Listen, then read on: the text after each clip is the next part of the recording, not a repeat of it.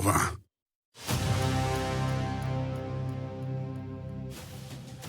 Nikt nie potrafi wyskoczyć jak Filip z Konopi z taką gracją jak Donald Tusk. Premier wytknął prezydentowi, żeby nie przeszkadzał, jeśli nie potrafi pomóc w relacjach z Ukrainą. Trudno zachować powagę, gdy takie słowa padają na kilka dni przed spotkaniem Nawrocki-Zełenski, a dodatkowo wypowiada je polityk, z którym nikt na świecie rozmawiać jak partner z partnerem nie chce. Paradne.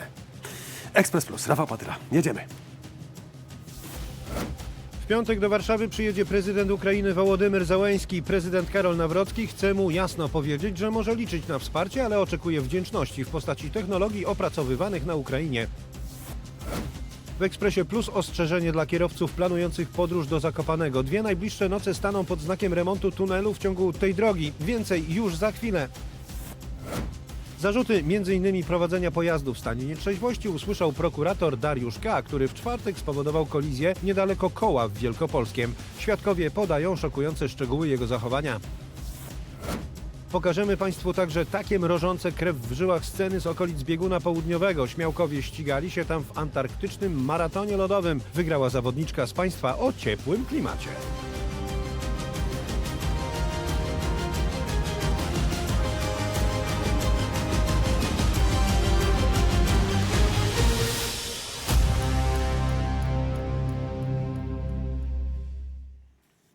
Prezydent Ukrainy z wizytą w Polsce. Wołodymyr Zełenski przyjedzie i spotka się z Karolem Nawrockim w najbliższy piątek. Wprawdzie najpierw pojawiło się zaproszenie do Kijowa, ale polski prezydent ocenił, że jako pierwszy z wizytą powinien do nas przybyć właśnie Zełenski. Stosunki między naszymi krajami będą normalne, jeśli oparte zostaną na partnerskich relacjach. W relacjach na linii Polska-Ukraina został utracony element partnerstwa, uważa prezydent Karol Nawrocki.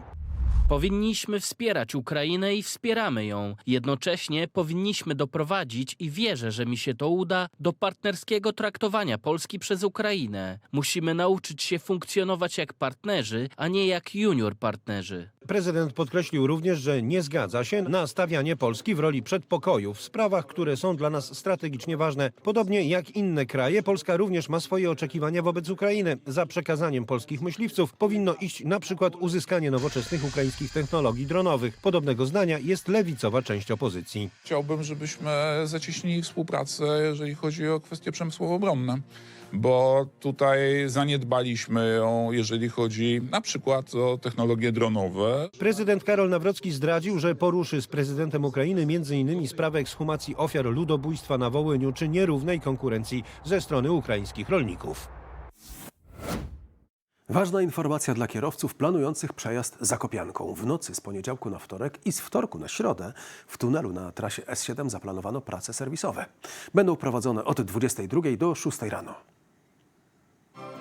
Przez większość czasu ruch ma być utrzymany, ale kierowcy muszą liczyć się ze zwężeniem do jednego pasa ruchu i ograniczeniem prędkości do 70 km na godzinę. Są jednak momenty, kiedy tunel zostanie zamknięty całkowicie. Każdej nocy między 2 a 2:30 ruch w tunelu będzie wstrzymany, a trasa S7 zostanie zamknięta na odcinku od węzła Lubień do węzła Skomielna Biała. W czasie zamknięcia kierowcy jadący w stronę Zakopanego będą kierowani z węzła Lubień na objazdy. Służby sprawdzą m.in. systemy oświetlenia, zasilania, sterowania, wentylacji, monitoringu, czujników, nagłośnienia i łączności.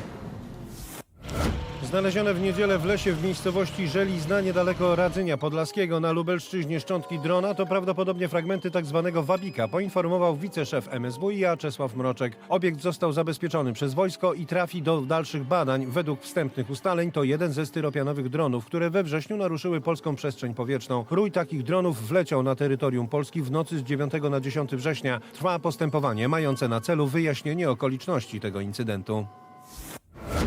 Prokurator Dariusz K. usłyszał zarzuty prowadzenia pojazdu w stanie nietrzeźwości oraz nakłaniania policjantów do przekroczenia uprawnień i utrudniania postępowania karnego, poinformowała prokuratura krajowa. Sąd Najwyższy wyraził zgodę na pociągnięcie go do odpowiedzialności karnej. Prokurator został zawieszony w czynnościach służbowych, ma zakaz prowadzenia pojazdów i opuszczania kraju.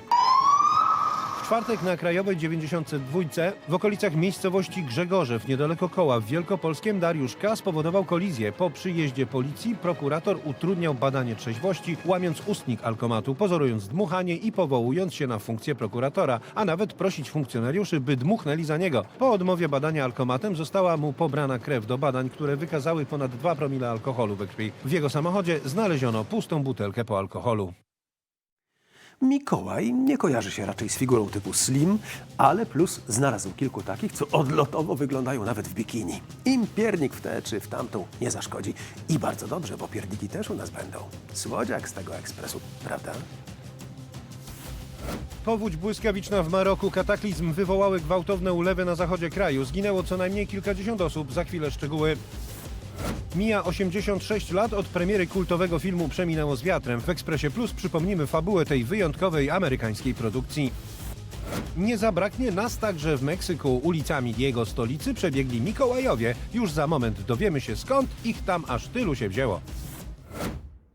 Wstrząsająca tragedia w Kolumbii. Autokar, jakim podróżowali uczniowie, runął w 60-metrową przepaść. 17 osób zginęło, 20 zostało rannych. Młodzi wracali ze szkolnej wycieczki. Departament Antioquia w północno-zachodniej części Kolumbii. Absolwenci jednego z tamtejszych liceów w wieku od 16 do 18 lat wracali z wycieczki szkolnej wieńczącej koniec nauki. Autokar, którym podróżowali, nagle runął w 60-metrową przepaść. Część uczniów zginęło wewnątrz pojazdu, inni wypadając przez okna. Poważnie ranni trafili do szpitala. Na razie nie wiadomo, dlaczego autobus runął w przepaść. Przyczyny wypadku bada kolumbijska policja. Teraz potworna tragedia, która w Maroku rozegrała się zaledwie w godzinę. Gwałtowne powodzie w mieście Safi nad Oceanem Atlantyckim doprowadziły do śmierci co najmniej 37 osób, poinformowały państwowe media. Po ulewnym deszczu woda porwała z dróg samochody oraz zalała domy i sklepy w centrum miasta. Akcja ratunkowa i poszukiwawcza trwa nadal. Mieszkańcy określają niedzielne zdarzenia jako czarny dzień w historii Maroka. W związku z krytyczną sytuacją pogodową i trwającą akcją ratunkową odwołano dziś m.in. zajęcia w szkołach. Ulewne deszcze zapowiadane są tam do wtorku. Prawdziwa biało-czerwona fala przetoczyła się przez Meksyk. I to wcale nie za sprawą Polaków, tylko przebranych za Mikołajów biegaczy. Ponad 3000 chyżych przebierańców pokonało 10-kilometrową trasę wiodącą ulicami stolicy. To już 7. edycja corocznej imprezy Santa Run. W biegu, który ma oddać ducha zbliżających się świąt, brały udział całe rodziny, nie wyłączając nawet psów. Co może być lepszego niż bycie tutaj, świętowanie narodzin Jezusa i spędzanie czasu razem z moją rodziną, z moim mężem, moim pupilem i mną? Dzięki takiej imprezie Mikołaj może śmiało zmienić swoje zawołanie na hał, hał, hał. Niecodzienni Mikołajowie opanowali także stolicę Węgier. Dziesiątki osób w czerwonych strojach kąpielowych i czapkach Mikołaja przebiegły przez centrum Budapesztu. Mimo mroźnej pogody wzięli udział w corocznym biegu dla tylko częściowo ubranych. Biegacze robili co mogli, żeby się rozgrzać. Organizatorzy podkreślają, że to akcja charytatywna i sposób na promowanie pomocy przez cały rok. I jak to bywa w takich sytuacjach, rozdawano słodycze i wprowadzano w ten sposób świąteczną atmosferę w centrum miasta. Ruch sprawił, że zimno szybko zeszło na drugi plan. Ho, ho, ho!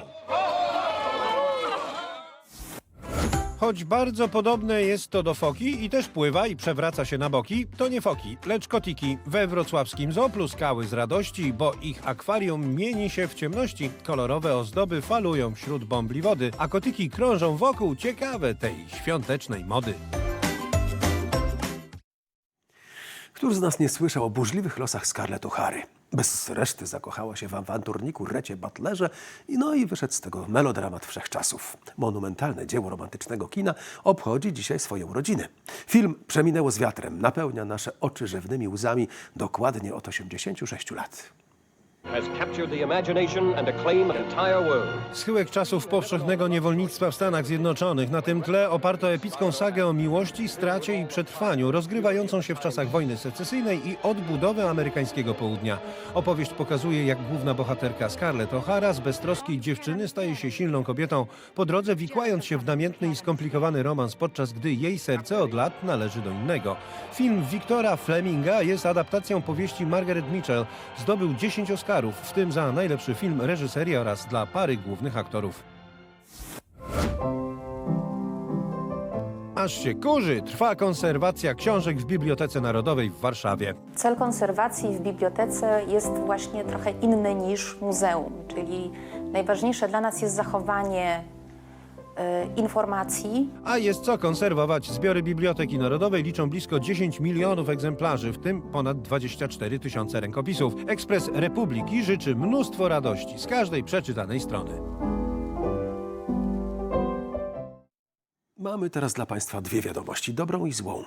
Dobra jest taka, że w najbliższych dniach pogoda nie przyniesie niemiłych niespodzianek, będzie pogodnie, sucho i całkiem ciepło, a zła jest taka, że śniegu jak nie było, tak nie ma, a to dla dzieci istotne.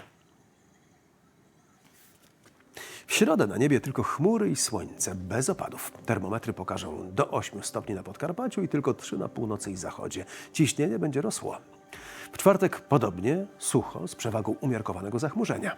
Na Podkarpaciu będzie wyjątkowo słonecznie i ciepło. W tym regionie na termometrach 8 stopni. W piątek jeszcze cieplej, nawet do 9 stopni na południu Polski. W wielu miejscach utrzyma się pogodna aura, ale mieszkańcom Pomorza przydadzą się parasole.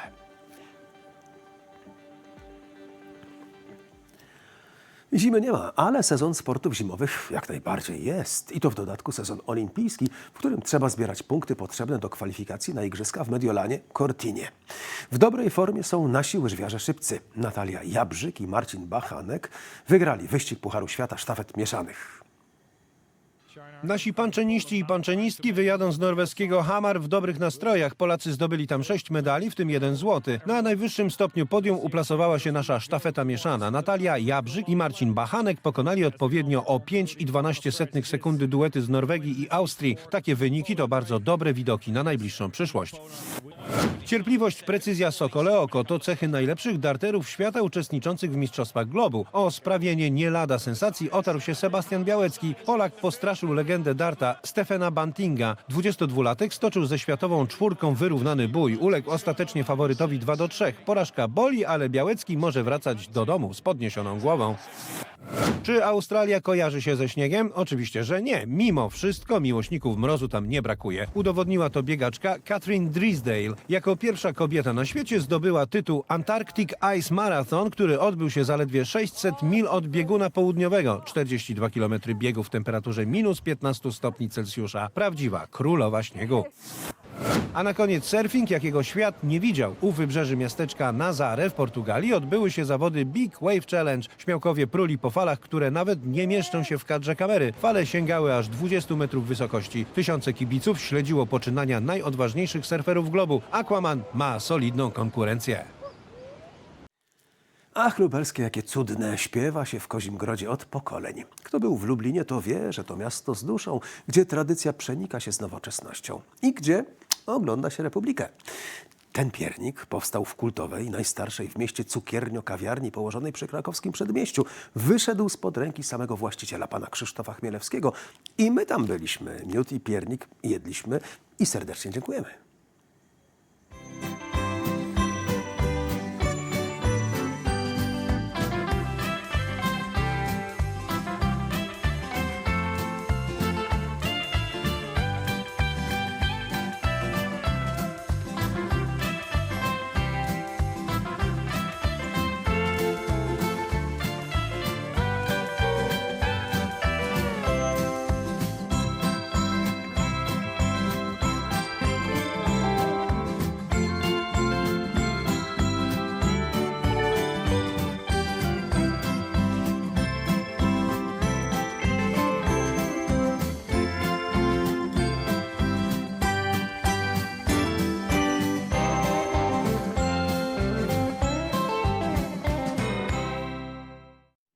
No, na ciastka do Chmielewskiego chadzała przed wojną sama Hanka Ordonówna.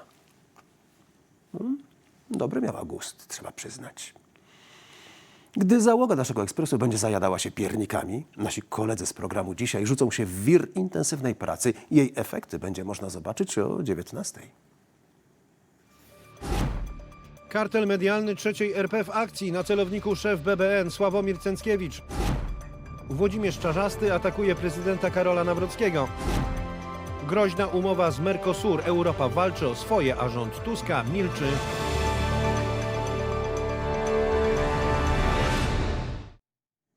Ale Ale zanim do akcji wejdą dociekliwi reporterzy programu dzisiaj, to głos oddamy Ewie Bugale. Ewo, witaj. Kogo będziesz dzisiaj gościć i o czym będziesz rozmawiać? Cześć Rafale. Dzisiaj u mnie w programie będzie Przemysław Wipler, poseł Konfederacji. Porozmawiamy z całą pewnością o 2 latach działań tego rządu. To taki główny temat, myślę. Będziemy też rozmawiać o ujawnianiu informacji z ankiety bezpieczeństwa. O co chodzi w tym temacie? O tym też porozmawiamy. Z całą pewnością też temat dotyczący rozmów w Berlinie o sytuacji na Ukrainie. Ważny temat bardzo, jeżeli chodzi o sytuację tutaj na arenie międzynarodowej, więc o tym będziemy rozmawiać. Tematów nam nie zabraknie. Zaczynamy od razu po ekspresie, bez reklam. Zapraszam serdecznie, Ciebie również, oczywiście, Rafale. W programie Ewy jest wszystko, ale takich pierniczków to tam chyba jednak mimo wszystko nie ma. To wszystko dzisiaj. Wracamy do Państwa jutro o 16:55. Smacznego i do zobaczenia.